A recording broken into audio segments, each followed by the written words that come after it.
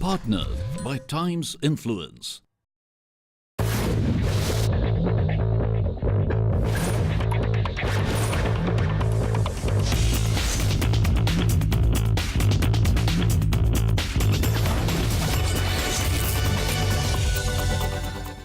Hello and welcome to another episode of Mahindra Scorpio presents TOISA Fueling Sports. I'm Mandira Lalvani and I'm taking you on this incredible journey where you get up close and personal with the leading sports stars of our country. On today's episode, we'll be face to face with the country's most loved shuttler, the queen of the badminton court, the girl who created history by bringing home a silver medal from the Rio Olympics. You guessed it absolutely right. I'm talking about PV Sindhu, the Mahindra Scorpio TOISA Sports Person of the Year.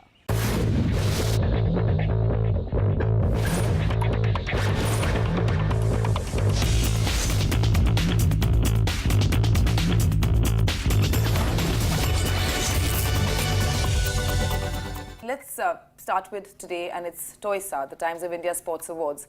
You've got plenty of awards and lots of recognition, but how important are awards in your life and each of these? Definitely, of course, it is very important because each one is totally different, I feel, and it's something like a confidence in your life, and also it helps you to motivate. And getting awards like this, it's quite exciting, and I'm really very happy about it. I think this builds up more confidence. Okay, let's rewind. Let's go to Rio. How fab was it? Obviously, that feeling, take us through it, you know, of getting the medal and all of that. Definitely a different feeling because I have no words to express, because I really can't express those feelings, because, you know, it was my dream which has come true, and I've never thought that in my first Olympics I would get a medal. And standing there at the podium, I think it's a different feeling which no one can really express, because, you know, the flag flying high and you're standing on the podium catching the medal. I know, you were grinning from ear to ear. It was just such a beautiful photograph. In the match itself, it was Carolina. You've played her several times before. You know, what happened? Well, it's just that it was a good game overall, Yeah. and I feel that it was anybody's game, because one should win and one should lose at the end of the day. And I think it was a brilliant game overall. It was like 1-1, and in the third set it was going equal, and then those 11 points was really very important, and I feel it was her day that day, and even she played really well. You know, there must have been so much work going into the Olympics, right? Preparation, so much rigorous preparation. A year before that, you had a setback, your leg was in a cast. Despite that, you plodded along, carried on with your training. After it was over, how did you unwind? You know, what was your phew? Yes, after it was over, I had a lot of junk food. Where does it go?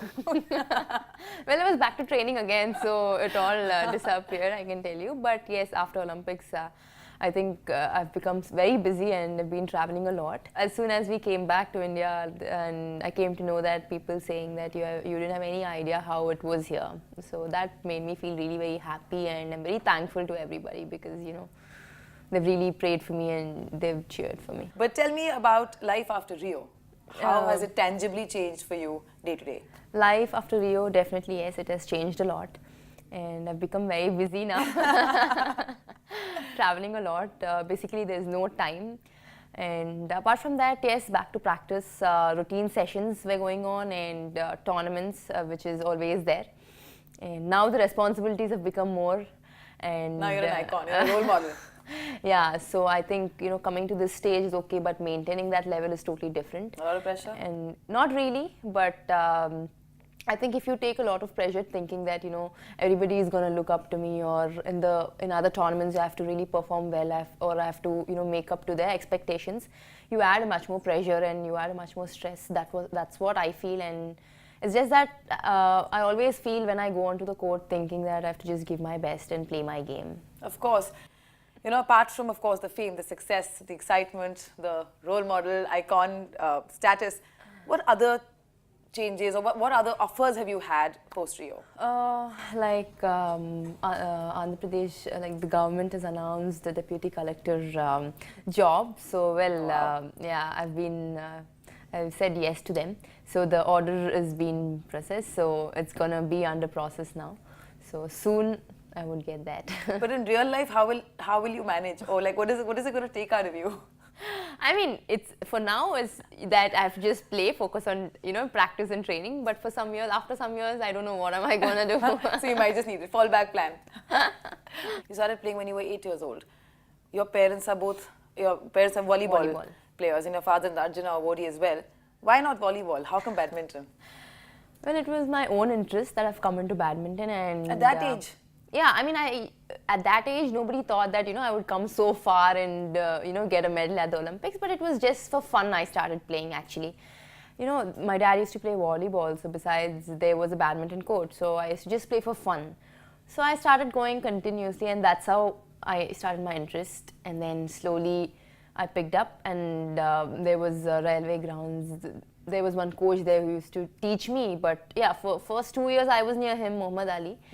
Mehboob Ali. But then after 2 years I shifted to Gopi Chand sir, and then since then I was with him.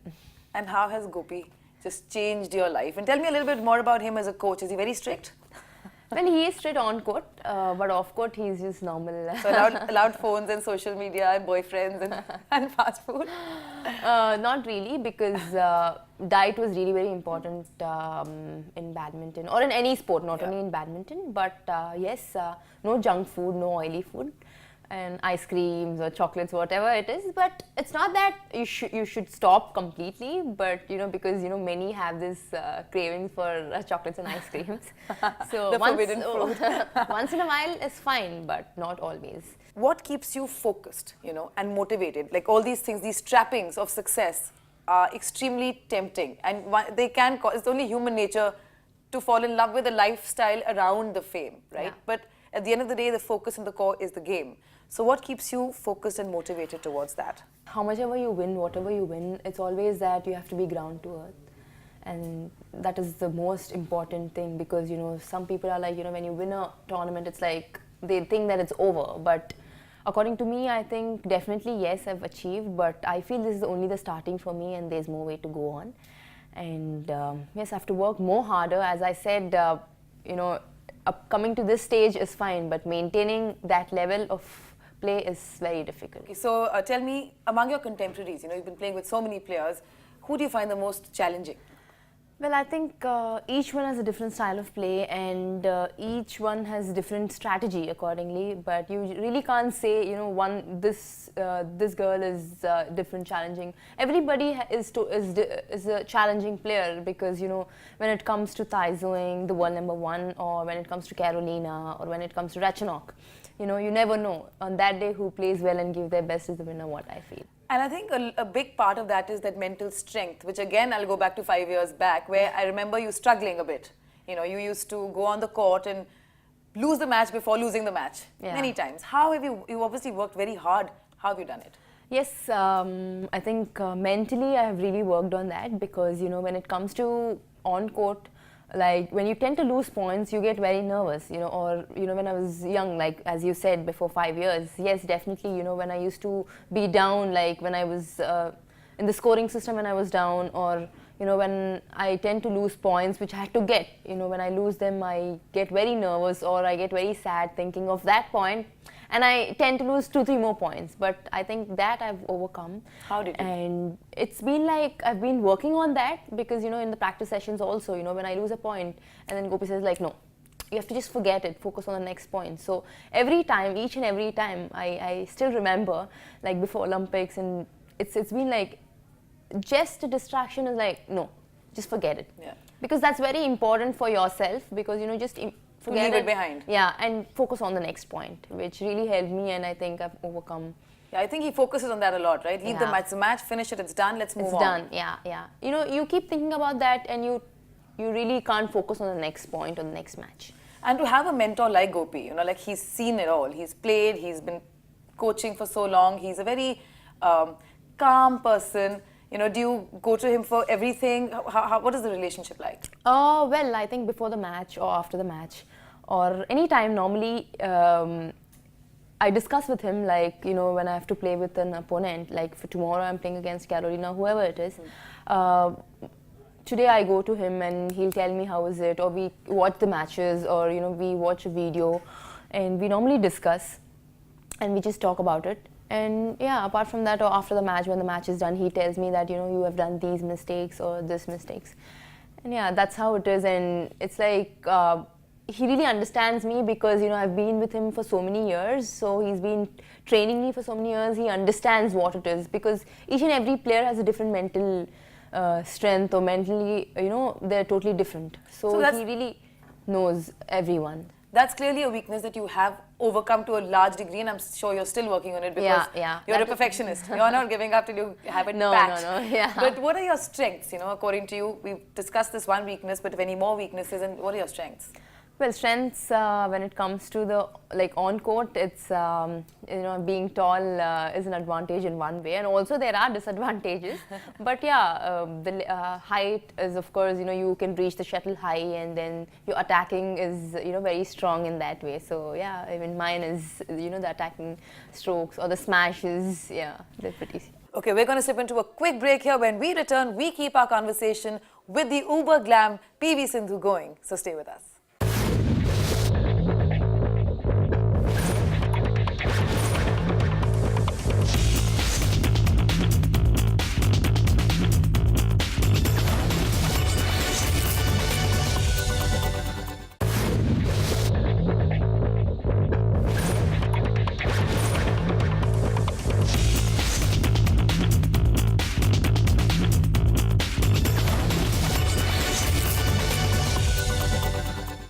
Welcome back. We're still in conversation with PV Sindhu. What about the leagues? You know, I think Gopi's and the BAI's decision to bring, whether it was the Indian Badminton League or the Badminton Premier League, and bring international players, and this kind of giving you proximity to learn from your contemporaries whilst playing, you know, in the same team. How did that pan out, and how did it I think work? it really helped most of the players, and I hope that there will be many more leagues coming up, because you know, it's a very good experience for the junior players, and also you get to see many of the world-class players in one way. And also it's a different atmosphere, because it's a team event and you get to play with, you know, all other country players. Like you know, it's not just that the Indians are in one team, but, you know, India, the Denmark guys, or, you know, the England pair, you know, we all get together and we discuss and we play, which is totally different. Normally, it's just that, you know, you play individually and it's just that you focus. But in a team event, it's just that you need to support the whole team, and which is very important. And learn from each other. Like, what have you learned from, you know, anything specific from? I think they've been really very dedicated, and like, it may be for like 1 hour or 2 hours, they've been very much focused, like 200% they just put their heart out, and then they're very much focused. I think that is very important for every player too. Okay, let's go to your family now. How big an influence has your dad been specifically? Definitely a lot, because being a volleyball player, not a badminton player, but being a volleyball, he's so much experienced, and also an Arjuna awardee. So normally, you know, when I do some mistakes, he keeps telling me, he keeps reminding me, or, you know, whatever, when it comes to training also. So sometimes I tell him that, no, this, that, but I think what he says is very much right. Because normally I think about it, you know, at that moment of time when you lose a match or when you lose a point, you say that, okay, I know everything, you don't know. But when you go back to your room and think about it, sometimes you feel that, okay, you've really done that mistake. And they really do know best. Yeah, because, you know, they are very much experienced and they know what it is, because coming from that sports level, so. Has there been any pressure on you ever to focus on academics, or? No pressure, but yeah, I'm doing my MBA second year. Wow. Yeah, so I've luckily finished my BCom, and where do you find the time? Please tell me. Well, I don't go to college much, but yeah, once in a while just to go, and, you know, before the exams, like 3 weeks before or 1 month before, I just go for tuitions, and it is a bit tough, but yeah, I've successfully completed it. And yeah. And your sister's also a netball player, right? Like, yeah, what do you all eat every day? Yeah, she's a netball player, and now she's a doctor. She's a gynecologist. Wow. Yeah. Okay, now tell me, so far in your life, until now, what has been a tough and rugged moment for you? I think sometimes you lose, sometimes you win. But when you lose, you always have this in your mind that, you know, I've lost some match, and you really feel very much depressed. I think to overcome that, it is very important. You have to come back much more stronger, and you need to learn from your mistakes. And it is very important that you just come out soon from that, because you have to really focus on the next tournament, because it's not just over with this. And also, the main important thing is injuries. Of course, injuries are part of life. Right. So it's very difficult for anybody to come out from an injury, because, you know, at that moment you might feel that it's over, or, you know, you can't come back. But you always have to have self confidence in you, and you always have to believe in yourself. I think the first reaction always is that panic. Yeah, right? that's always there, because, you know, when you just come back from the injury, you might think, okay, it might come again. Because I had a stress fracture, but before the Olympics, and of course it was really very tough. But you know, my parents, my coaches have really motivated me, saying that it's okay, you will come back, you will come back. And they continued your training through it, right? Yeah, Only yeah. your leg was excused. Yeah, I had a big brace, but then yeah, I was sitting on Swiss ball and I was playing, and yeah, it was really very tough, because at that time they were also, you know, it was the selections for Olympics, Right. and yeah. What, according to you, is the formula for success? I feel hard work is the key for success. That's the only thing I can tell you, because hard work is the most important thing. If you really work hard, automatically you will get the success. And if you were to address young children who are probably watching you right now, you know, what is the message you'd give them? In whichever sport they wanted to, it's just that you need to be focused, and the most important thing is parent support should always be there. In whichever sport, when it comes to badminton or tennis or cricket, anything. And also that girl or boy should show his or her interest in whichever sport, and they have to be very much focused in whatever they do. Do you ever feel like you're missing out on anything? Not really, because I always enjoy in whatever I do. Do you have a lot of friends that, you know, do you interact with a lot of friends? What do you do for downtime? How do you chill? Yes, of course, I do have a lot of friends, and also in the badminton circuit all over the world, I have like lots of friends. So apart from that, when I have a rest time, I normally spend time with my family or with my cousins. So yeah, apart from that, hobbies, like I keep listening to music. So Are you active on social media? Are you into that whole scene too? yeah, like during the tournaments, not really, but yeah. Otherwise you are, of course. Why should you not be? What next? What are you preparing for? What can we look forward to? Preparing for next week I'll be traveling to Delhi for the Indian Open, and then continuous tournaments like Malaysia and Singapore. So good tournaments, like important tournaments like the Super Series, so I wish I would give my best. So what does your one day in the life of PV Sindhu look like when you're in training mode? PV Sindhu is very busy. Clearly. Because my session starts at 7 in the morning, 7:15 in the morning. So what time do you wake up? No, so take me from the start. What time you wake up? What do you eat for breakfast? Normally, initially it was at 4:15 in the morning. Yeah, 4:15 in the morning. But now there's a bit change in the training sessions. So we start at 7. I get up at 6 o'clock. And then 7:15 is the practice, so 7:15 until 12 o'clock, 12:30, like continuous, yeah. So in between maybe like 20 minutes we get a break to, you know, eat, grab something or some protein or something like that. But so 12:30, by the time I go home, it's 1:15, and then I have shower and then lunch and then sleep for a while, like for 1 hour. 3:30 I get up, again 4 o'clock practice. And 4 to by the 6:37. So by the time I come home, it's 7:30, and then again have shower and then have my dinner and for some time just chit chat and then go to bed again. This is the routine Every single day. Wow. How did you treat yourself post the Olympics? Not food. I don't want to know whether you had ice cream or not. What goodies have you bought? Well, I love shopping and dressing up and everything. So I was very much interested, and it seems very, very nice. And because you always enjoy when you keep traveling, and when there's so much of crowd, knowing that okay, PV Sindhu is here. So it's really nice when you be in that limelight. So I'm really enjoying it. What do you like? Handbags, shoes? Like everything. So that's why I said I love shopping. So I didn't tell you one particular thing because I do like everything.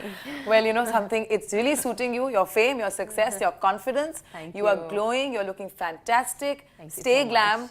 stay the superstar that you are on court, off court, and it's really been a pleasure. Thank you so Thank you much. so much. That was PV Sindhu, the perfect combination of sheer stamina, determination, and a lot of hard work. Next week, another inspirational episode at the same time where we bring you face to face with the brightest stars. Make sure you join us.